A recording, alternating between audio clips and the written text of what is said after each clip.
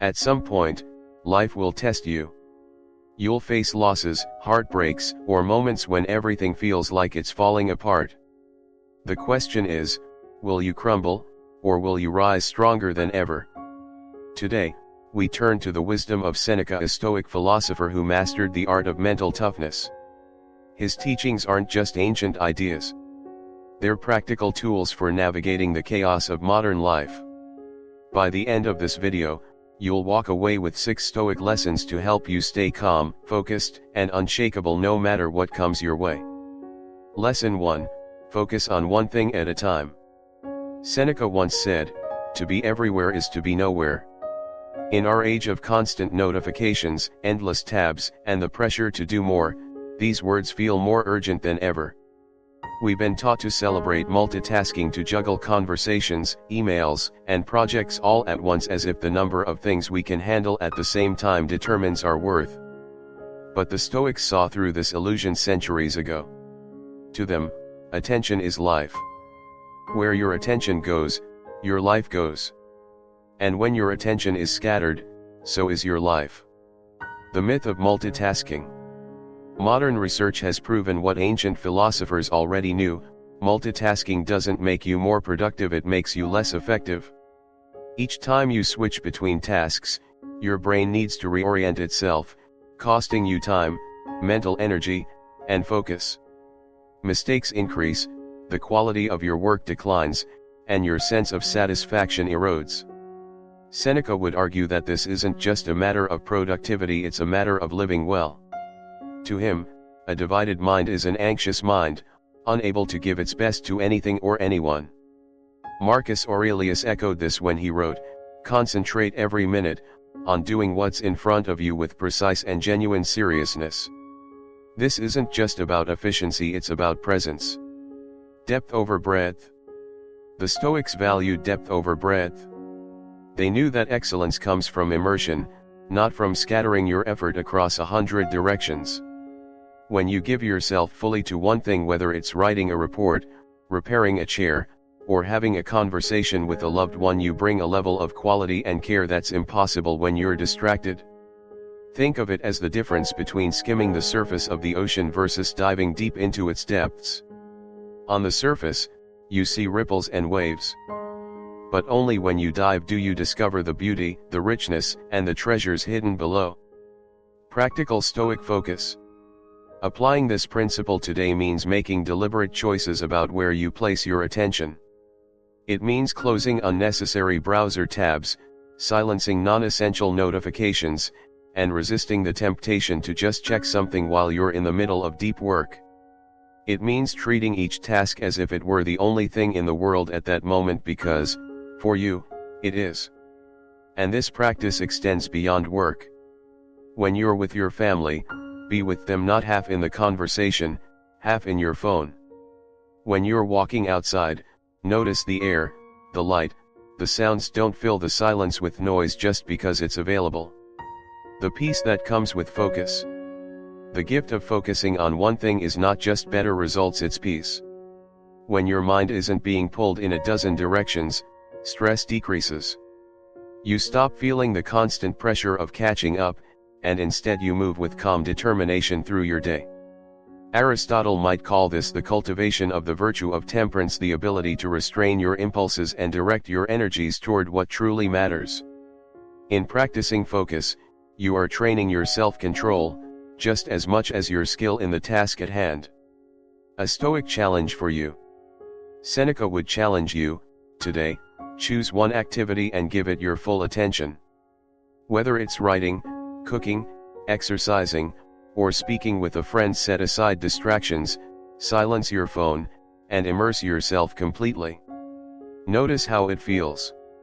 This single act, repeated over time, will strengthen your ability to stay present, to work deeply, and to live deliberately.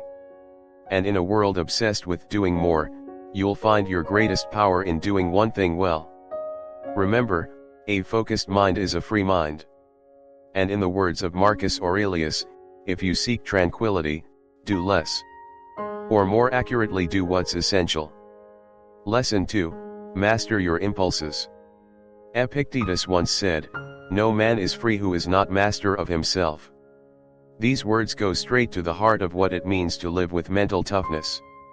Because if you cannot govern your impulses, your sudden urges, emotional outbursts, or reckless reactions, then you are not in control of your life. Something else is.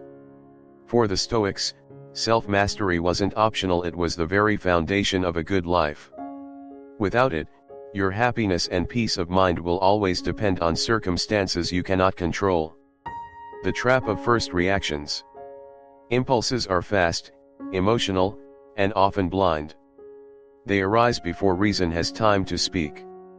You hear a harsh word, and anger flashes through you. You see an opportunity for pleasure, and desire pulls you in. You feel fear, and your instinct is to run even when you should stand firm. The problem isn't that we have these impulses, we all do. The problem is when we let them rule us without question.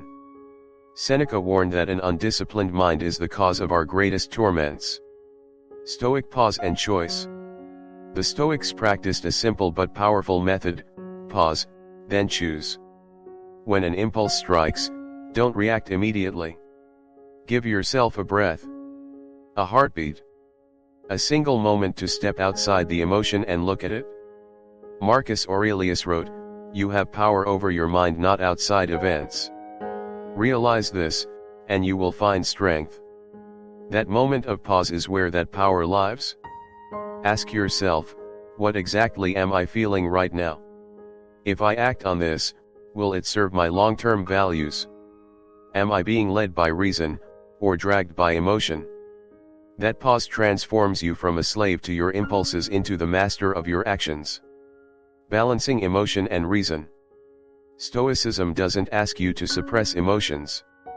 It asks you to understand them so well that they no longer control you. Aristotle spoke of the golden mean, the balance between excess and deficiency. Courage, for example, lies between recklessness and cowardice. Applied to impulse control, this means you don't have to eliminate spontaneity from your life. Instead, you aim for thoughtful spontaneity, actions that are free but also aligned with your principles. Training self-mastery. Like any skill, mastering your impulses takes practice. Start small.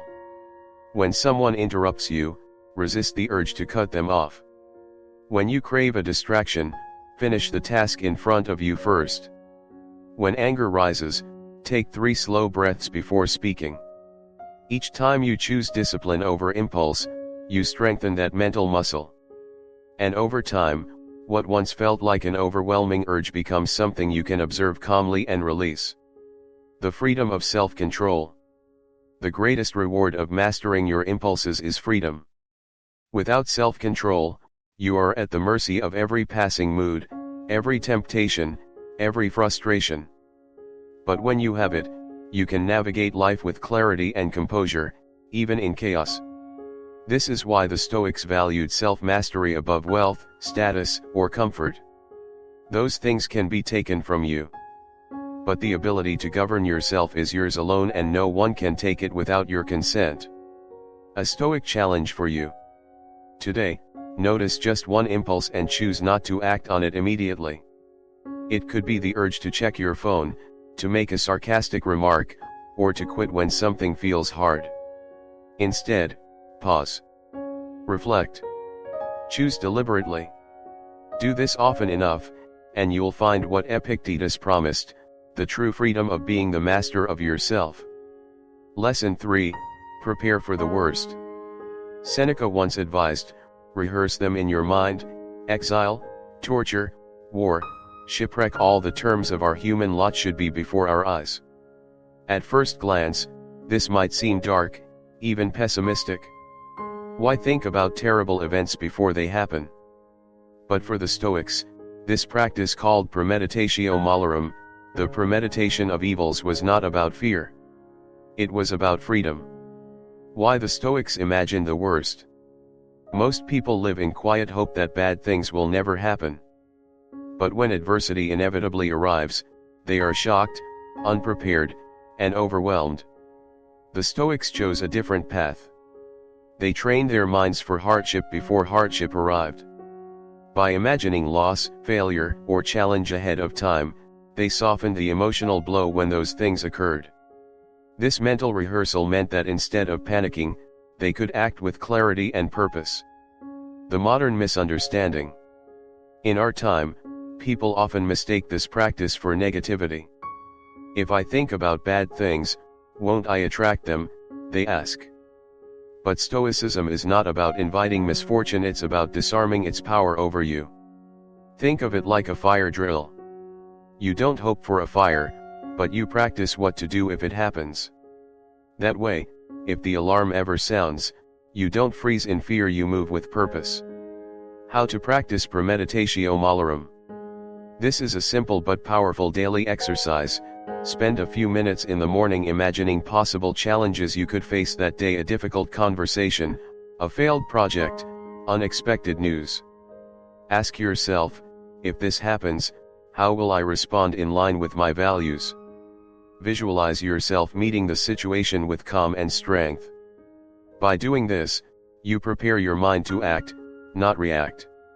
You create a mental script that you can follow when life tests you. The psychological advantage. When something painful happens, it's often the shock that hurts more than the event itself. Seneca understood that by removing the element of surprise, we remove much of the suffering. Preparedness also makes you more adaptable. You stop thinking, this shouldn't be happening, and instead move straight to, this is happening now, what can I do? That shift from resistance to action is the essence of resilience.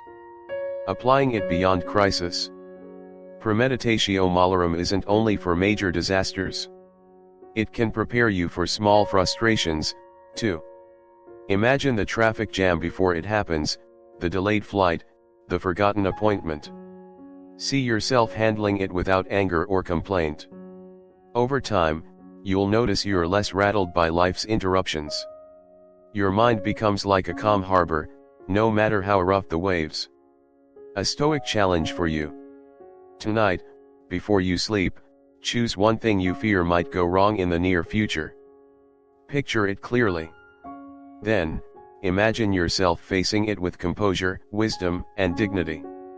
Do this often enough, and you'll find that life's storms don't knock you down so easily.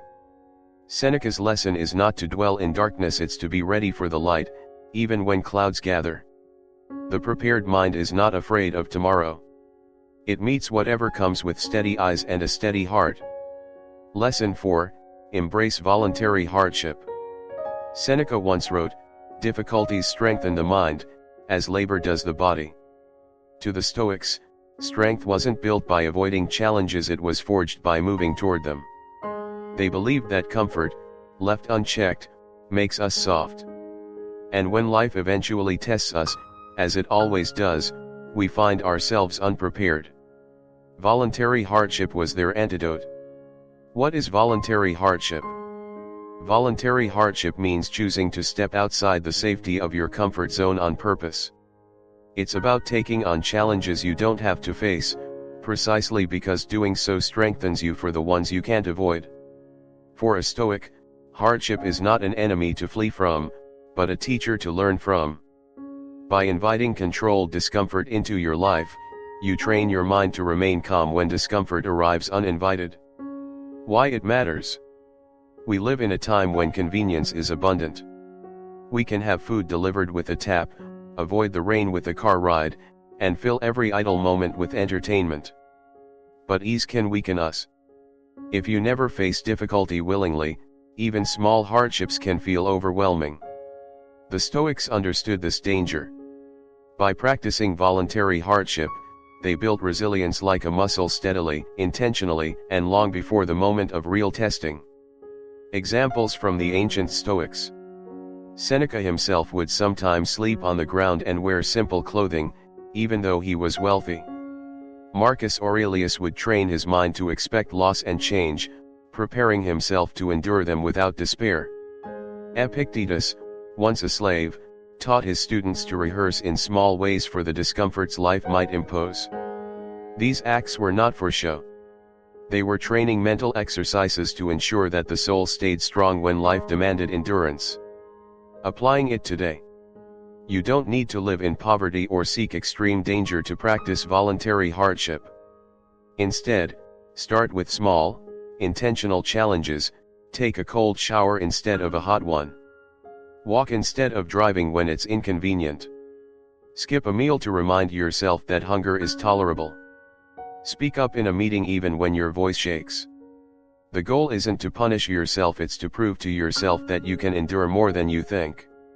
The psychological benefit. When you face voluntary hardship, you confront fear in its weakest form. You choose the challenge, you control the setting, and you learn that discomfort is survivable. This changes how you approach involuntary hardships. Instead of being shocked or paralyzed, you meet them with the quiet confidence of someone who has been here before, maybe not in the same form, but in the same spirit. A shift in perspective. The more you practice voluntary hardship, the more your relationship with comfort changes. You no longer define a good life as the absence of difficulty. Instead, you define it as the presence of inner strength, the kind that no hardship can take from you. Seneca knew this well. By lowering the threshold of what we consider unbearable, we become less dependent on external ease and more rooted in internal stability. A Stoic challenge for you. This week, choose one deliberate hardship. Make it uncomfortable, but safe. Approach it as a test not of your endurance alone, but of your ability to stay composed. As you do it, remember, the point is not to suffer. The point is to grow. When you embrace voluntary hardship, you discover a quiet truth: strength is not something you find in the moment of crisis. It is something you build in advance, in the small, chosen trials of everyday life. Lesson 5, Reject the victim mentality. Seneca wrote, "We suffer more often in imagination than in reality." And in those few words lies the essence of why the Stoics rejected the mindset of the victim. The truth is, life will not always be fair. You will face losses you didn't deserve, setbacks you didn't cause, and challenges you didn't ask for. But Stoicism teaches that the most dangerous thing is not what happens to you, it's how you choose to see it. The cost of seeing yourself as a victim. The victim mentality is subtle. It whispers, "Life is against me." It tells you that you are powerless, that you can only wait for things to change before you can be happy. This way of thinking doesn't just hurt your confidence, it robs you of your agency. You stop looking for solutions. You stop taking action. You hand over control of your life to circumstances, to other people, to fate itself. And yet, the Stoics refuse to live that way. From why me, to what now? Marcus Aurelius urged, "You have power over your mind, not outside events." Realize this, and you will find strength. The Stoic refuses to ask, "Why is this happening to me?" Instead, they ask, "What can I do with this?" This is not denial. It's not pretending pain isn't real. It's choosing to turn pain into purpose, to turn obstacles into opportunities for virtue, courage, patience, resilience. The role of perception. Epictetus taught that people are not disturbed by events, but by the view they take of them. Two people can face the same loss. One sees it as a tragedy that destroys their life. The other sees it as a challenge that strengthens them. The event is the same. The difference is perception. When you reject the victim mentality, you reclaim the power to decide what a challenge will mean for you. You stop being the passive recipient of life's blows, and become the active author of your response. Practical ways to break the pattern. Watch your language, pay attention to the words you use about your challenges. Replace "I can't believe this happened to me" with "This happened, now I will." Focus on control. Each time something difficult happens, list what you can control. This shifts your attention from helplessness to action. Find the lesson. Ask, "What can I learn here that will make me stronger for the future?" These small shifts in thinking weaken the chains of the victim mindset, one link at a time. The strength that comes with responsibility. Taking responsibility for your life doesn't mean you caused every hardship. It means you accept ownership of your response. Seneca believed this was the key to inner freedom because when you hold yourself responsible for how you think and act, nothing and no one can take that from you. Even in loss, you can still live with dignity. A Stoic challenge for you. Think of one difficulty you're facing now. It might be big, it might be small. Write down 2 columns, one for everything about it that you cannot control, and one for what you can control. Then commit to taking one action from the can control column today. You'll see that even in hardship, there is always something you can do.